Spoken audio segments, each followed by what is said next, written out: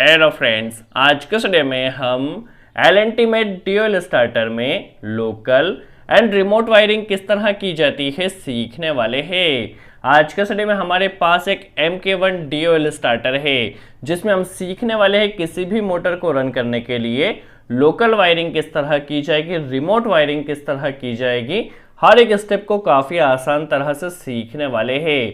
तो चलिए video start करते हैं और सबसे पहले हम समझ लेते हैं लोकल वायरिंग क्या होती है एंड रिमोट वायरिंग क्या होती है। तो देखिए यहाँ पर इस स्टार्टर में बात की जाए तो यह ओवरलोड रिले होता है। ओवरलोड रिले में यह जो दो पॉइंट्स होते हैं यह एनो पॉइंट्स होते हैं और यह जो दो पॉइंट्स होते हैं यह एनसी पॉइंट होते हैं। और यहाँ पर मोटर स्टार्टर को स्टार्ट करने के लिए यह जो बटन दिया गया है ये स्टार्ट एनो एलिमेंट की तरह कार्य करता है। दैट मीन्स ये मोटर स्टार्टर को स्टार्ट करने के लिए एनो एलिमेंट की तरह कार्य करता है और यह जो दो पॉइंट दिए गए हैं ये एनसी होते हैं और मोटर स्टार्टर को स्टॉप करने के लिए ये स्टॉप एनसी एलिमेंट होता है। जब इस बटन को प्रेस किया जाता है तो हमारा स्टार्टर स्टॉप हो जाता है। तो मोटर स्टार्टर को यदि यहाँ से हम इस बटन के जरिए स्टार्ट स्टॉप करते हैं तो ये लोकल वायरिंग होती है। अब कई एप्लीकेशंस ऐसी होती है जहां पर हमें स्टार्टर को स्टार्ट स्टॉप करने के लिए एक्सटर्नल पुश बटन कनेक्ट करना होते हैं। अब हम क्या कर सकते हैं, मोटर स्टार्टर को यहाँ से लोकल से भी स्टार्ट स्टॉप कर सकते हैं और पुश बटन कनेक्ट कर भी स्टार्ट स्टॉप कर सकते हैं। तो इस तरह की जो पुश बटन से मोटर स्टार्टर को स्टार्ट स्टॉप किया जाता है यह रिमोट वायरिंग होती है। और हाँ, जब रिमोट वायरिंग की जाती है तो हम स्टार्टर को यहाँ से पुश बटन से भी स्टार्ट स्टॉप कर सकते हैं और यहाँ से इस बटन के जरिए भी स्टार्ट स्टॉप कर सकते हैं। तो चलिए इस कंडीशन में लोकल एंड रिमोट वायरिंग किस तरह की जाएगी हम समझ लेते हैं। सबसे पहले हम समझ लेते हैं इसमें कौन कौन से कंपोनेंट्स कनेक्ट किए गए हैं। तो यह हमारे पास ओवरलोड रिले होता है। यहाँ पर ओवरलोड की सेटिंग होती है, कितनी एम्पेयर के लिए हमें मोटर की सेटिंग करना है। जैसे ही हमारी मोटर उससे ज़्यादा एम्पेयर लेती है तो हमारा ओवरलोड रिले यहाँ से ट्रिप हो जाता है। ये MK1 कॉन्टेक्टर है, आप देख सकते हैं। इसमें देखा जाए तो ये पावर टर्मिनल होते हैं L1, L2 एंड L3। यहाँ से सप्लाई आती है। RYB 3 फेज होते हैं जो यहाँ से इस कॉन्टेक्टर से निकलते हैं और ये एनो पॉइंट होता है जो कि हम होल्डिंग के लिए यूज करते हैं। इस एनो का कॉन्टेक्ट इंटरनली इस पॉइंट से होता है। देखिए यहाँ पर इसका इंटरनली कॉन्टेक्ट होता है। तो ये बेसिकली कंट्रोलिंग के लिए एनो पॉइंट होता है। हमारे पास यहाँ ये NVC कॉइल होती है। देखिए इसके पीछे एक NVC कॉइल दी गई है जो कि 440 वोल्ट 50 हर्ट्ज पर ऑपरेट होती है। NVC कॉइल यदि देखा जाए तो 220 वोल्ट की भी आती है। आज के स्टूडियो में हम जो कनेक्शन सीख रहे हैं वो 440 वोल्ट की कॉइल के साथ किस तरह कनेक्शन किया जाएगा सीखने वाले हैं। यह प्लंजर होता है। जब कॉइल में सप्लाई आती है प्लंजर ऑपरेट होता है और हमारा स्टार्टर वर्क करता है। चलिए सबसे पहले हम लोकल वायरिंग सीख लेते हैं जिसमें हम power wiring and control wiring हर एक स्टेप को सीखने वाले। देखिए हमारे पास MK1 DOL स्टार्टर है, ये हम मोटर है। सबसे पहले हम पावर वायरिंग सीख लेते हैं। तो पावर वायरिंग काफ़ी सिंपल होती है। हमारे पास RYB, देखिए RYB 3 फेज यहाँ पर आ चुके हैं। यहाँ से फर्स्ट फेज हमारा जाएगा, यहाँ पर इस ओवरलोड के फर्स्ट टर्मिनल में कनेक्ट होगा, सेकंड फेज सेकंड टर्मिनल में, थर्ड फेज थर्ड टर्मिनल में। देखिए तीनों फेज इनपुट कनेक्शन यहाँ पर आ चुका है। अब यहाँ से L1, L2, L3 यहाँ से तीनों फेज जाएगी जो कि हमारे मोटर टर्मिनल में यहाँ से जाने वाले। तो देखिए पावर वायरिंग काफ़ी सिंपल है। मोटर टर्मिनल में यहाँ से 3 फेज आ जाएंगे। तो देख सकते हैं आप हमारे पास यहाँ पावर वायरिंग कंप्लीट हो चुकी है। अब कंट्रोल वायरिंग की बात की जाए तो देखिए कंट्रोल वायरिंग के लिए हमें कॉइल में 440 वोल्ट कनेक्ट करना है। तो सबसे पहले हमें क्या करना है, यहाँ से एक फेज ले लेना है और पहले हम कंट्रोलिंग फेज समझ लेते हैं, फिर एक फेज हमें डायरेक्ट कनेक्ट करना होगा। तो टोटल कनेक्शन हम सीखने वाले हैं। चलिए कंट्रोल फेज के लिए हम यहाँ से R फेज को उठाते हैं। देखिए R फेज को यहाँ से लिया हमने, यहीं से कनेक्टर कनेक्ट किया और इसे ले जाकर हमारे पास ओवरलोड रिले का जो एनो पॉइंट है यहाँ पर कनेक्ट कर देना। देखिए एनो पॉइंट में अभी फेज आ रहा है यहाँ से डायरेक्ट। देखिए अब जैसे इस बटन को प्रेस किया जाए, क्योंकि ये एनो पॉइंट है, जब इस बटन को प्रेस किया जाएगा तब इसकी सप्लाई यहाँ से यहाँ पर आएगी और हमारा जो सप्लाई आगे जाएगी। बट कब, जब इस बटन को प्रेस किया जाएगा तब सप्लाई आगे जाएगी। देखिए यहाँ से हमें सब एक कनेक्टर कनेक्ट करना है और इस कनेक्टर को देखिए यहाँ से यहाँ पर हमें कनेक्ट कर देना है। देखिए यहाँ पे डायरेक्ट कनेक्टर कनेक्ट किया है।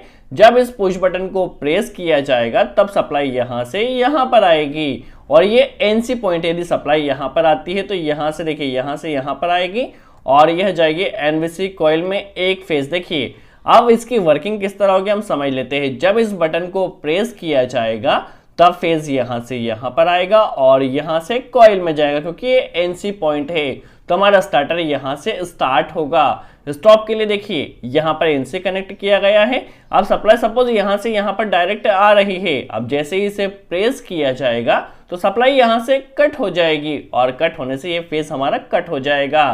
तो देखिए यहां से फेज हमारा कट होने की वजह से स्टार्टर स्टॉप हो जाएगा। अभी जस्ट हमने एक फेज कनेक्ट किया है, देखिए कॉइल में अभी 220 वोल्ट आ रहा है। अब यहां से हमें किसी भी एक फेज को ले लेना है। देखिए हमने यहां से बी फेज को लिया है और इस बी फेज को ले जाकर यहां पर हमने कॉइल में डायरेक्ट कनेक्ट कर देना है। तो आप देख सकते हैं हमारे पास स्टार्टर में दोनों फेज आ चुके हैं, एक फेज डायरेक्ट आया है और एक कंट्रोलिंग फेज आया है। जब इस पुश बटन को प्रेस किया जाएगा तो स्टार्टर स्टार्ट होगा, जब इस पुश बटन को प्रेस किया जाएगा तो स्टार्टर स्टॉप होगा। बट कितनी देर के लिए? मैन्युअली स्टार्ट होगा, क्योंकि अभी हमने इसमें होल्डिंग कनेक्ट नहीं की है। होल्डिंग कनेक्ट करने के लिए हम क्या करते हैं, देखिए यहां से इसका कॉन्टेक्ट डायरेक्ट होता है तो फेज यहां पर कंटिन्यू आ रहा है। अब हमें क्या करना है, एक कनेक्टर यहां से यहां पर कनेक्ट कर देना। देखिए जो एनो का आउटपुट होता है उससे इस कनेक्टर को डायरेक्ट कनेक्ट कर देना है। तब होगा क्या, जैसे ही पुश बटन को प्रेस किया जाएगा यहां पर सप्लाई आएगी और यहां से सप्लाई आने से यहां से होल्डिंग सप्लाई इसे डायरेक्ट मिल जाएगा और डायरेक्ट होल्डिंग सप्लाई मिलने के कारण हमारा स्टार्टर ऑपरेट हो जाएगा। अब ये स्टार्ट स्टॉप कब होगा, तो स्टॉप जब इस पुश बटन को प्रेस किया जाएगा एनसी एलिमेंट को, तभी हमारा स्टार्टर स्टॉप होगा। तो ये हमारी हो चुकी है लोकल वायरिंग। अब इसी में यदि हमें रिमोट वायरिंग करना है तो रिमोट वायरिंग करने के लिए कनेक्शन में हमें जस्ट यह जो कनेक्टर कनेक्ट किया गया है इसे हमें यहां से निकाल देना है। देखिए यहां से इस कनेक्टर को हमने निकाल दिया है, बाकी सेम कनेक्शन हमें इसी तरह से रहने देना है।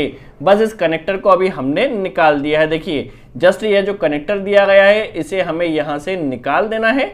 निकालने के बाद क्या होगा चलिए हम समझ लेते हैं। अब हमें इसमें पुश बटन कनेक्ट करना है, तो देखिए यहां पर हमने स्टार्ट पुश बटन एनो कनेक्ट किया है और एक स्टॉप के लिए stop push button NC connect किया है। अब कनेक्टर निकालने के बाद वायरिंग किस तरह होगी हम समझ लेते हैं। देखिए यहां पर ये जो दो टर्मिनल है ये हमारे पास एनो टर्मिनल है और यह जो दो टर्मिनल है ये एनसी टर्मिनल है। तो हमें करना कुछ नहीं है, जो एनो के दो टर्मिनल है इन दोनों के बीच हमें स्टार्ट पुश बटन को कनेक्ट कर देना। देखिए यहां से एक वायर हमें लेना है, देखिए फर्स्ट टर्मिनल से यहां से डायरेक्ट फेज आ रहा है तो यहीं से एक कनेक्टर हमने लिया है, इसे ले जाकर हमने स्टार्ट एनो एलिमेंट में कनेक्ट कर देना है और एनो एलिमेंट का जो आउटपुट होगा उसे ले जाकर हमें यहाँ पर एनो के सेकंड टर्मिनल में कनेक्ट कर देना है। तो देखिए इसकी भी सेम वर्किंग होने वाली। जब पुश बटन को यहाँ से प्रेस किया जाएगा तो सप्लाई यहाँ से यहाँ पर पास होगी, स्टार्टर स्टार्ट होगा। जब इसे यहाँ से स्टार्ट नहीं किया जाता और यहाँ से इस पुश बटन के जरिए स्टार्ट किया जाता है तो भी इसकी वर्किंग सेम रहेगी। यहाँ से फेज यहाँ पर आ जाएगा, तो हम चाहे यहाँ से लोकल से स्टार्ट करें चाहे रिमोट से स्टार्ट करें हमारा स्टार्टर स्टार्ट होगा। अब हमें स्टॉप करने के लिए भी कनेक्शन करना है, तो स्टॉप के लिए पुश बटन कनेक्शन देखिए हमने यहाँ से एक कनेक्टर निकाल दिया है। कनेक्टर निकालने की वजह से क्या होगा, देखिए अब हमें क्या करना है, यहाँ पर ये जो कनेक्टर निकाला था यहाँ पर हमें स्टॉप पुश बटन को कनेक्ट करना है। तो देखिए जहां पर से हमने ये दो पॉइंट्स के बीच में कनेक्टर को अभी डिस्कनेक्ट किया है, तो देखिए यहाँ से एक वायर को हमें ले लेना है, दोनों जगह से एक एक वायर को लेकर हमें एनसी एलिमेंट को कनेक्ट करना है। तो देखिए यहाँ से एक वायर को अभी हमने लिया है और इसे ले जाकर स्टॉप एनसी एलिमेंट में हमने कनेक्ट कर दिया। देखिए यहाँ से एनसी के इनपुट से एक वायर लिया है और इसे यहाँ पर कनेक्ट कर दिया है। अब हमें यहाँ से जो कनेक्टर पहले कनेक्ट था यहीं से एक वायर को लेना है और यहाँ पर कनेक्ट कर देना है। काफी सिंपल है, बट देखिए यहाँ से एक वायर पहले ही हमारे पास आ रहा है तो यहाँ से हमने एक कनेक्टर को जस्ट कनेक्ट कर देना है, जो कि देखिए यहाँ पे कॉमन हो जाएगा। तो देखिए वायर हम यहाँ पर कनेक्ट करें चाहे यहाँ पर कनेक्ट करें एक ही बात है। तो आप देख सकते हैं एनसी एलिमेंट का कनेक्शन भी हो चुका है।